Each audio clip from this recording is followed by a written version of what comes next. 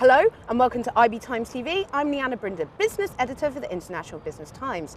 Joining me now is Mike Marshall. He's the owner of EMD Agencies. So hi, thanks for joining us. No problem. Well, first of all, tell us a little bit about your business and yourself. I own a small furniture agency, so a sales agency. So I represent different manufacturers around the UK and around the world, and I represent them in Scotland. I've been in Scotland for 14 years. I have a young family, and I feel very passionately about my country. With the Scots going to vote tomorrow, how are you voting and why? I'm going to be voting no. The reason I'm voting no just boils simply down to the facts that we've been presented. I can understand why people are voting yes. It's a passionate, hopeful vote.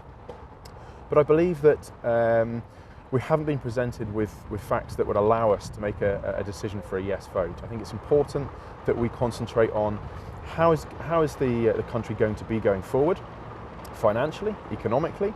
I think that we've been presented with far more convincing arguments from the Better Together campaign, and that's why I'm voting no. And in terms of the lack of clarity, what kind of areas specifically worry you about it? Is it the currency, is it part being EU, or is it just simply as what will happen in terms of personal finance?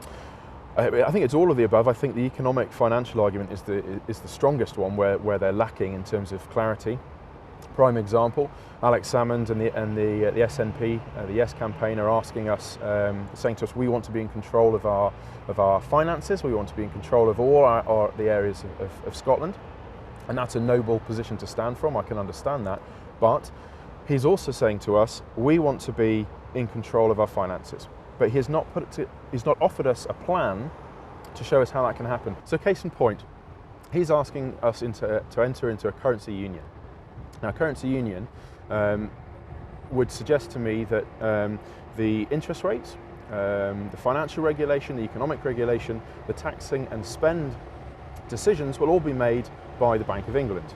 So how can we be in control of our currency, of our finances and our economy if we actually don't have control of them and somebody else is making a decision? So for that reason alone, just doesn't stack up for me.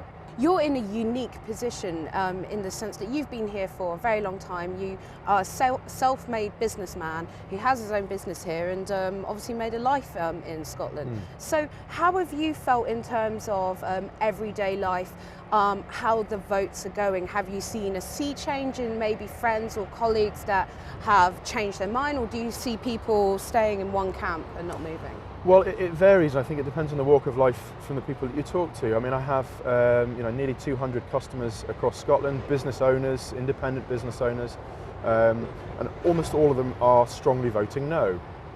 But then I also have friends who are voting yes. I think the Yes campaign has gathered momentum and gathered pace. The Yes campaign has run a very aggressive campaign, and I think you start to see that is showing itself very vocally in the Scottish nation, the Scottish people. But I think those that are actually sitting down, looking at the facts and thinking, what is our country going to be like going forward, are the ones sensibly saying no. If Scotland did become independent as of Friday, obviously you won't get kicked out over the border, but in terms of the period of changing the framework and so forth, what would you do for your family and for your business? Would you think of relocating, or are you just going to sit tight and hope for the best?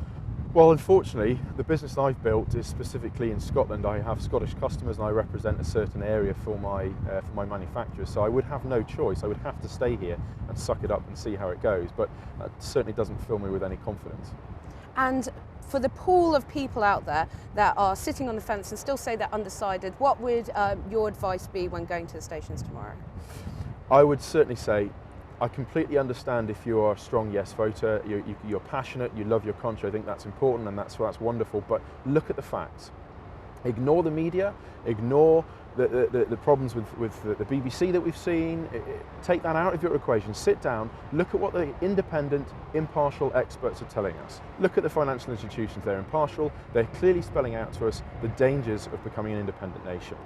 And so I would strongly urge you on September the 18th, vote no.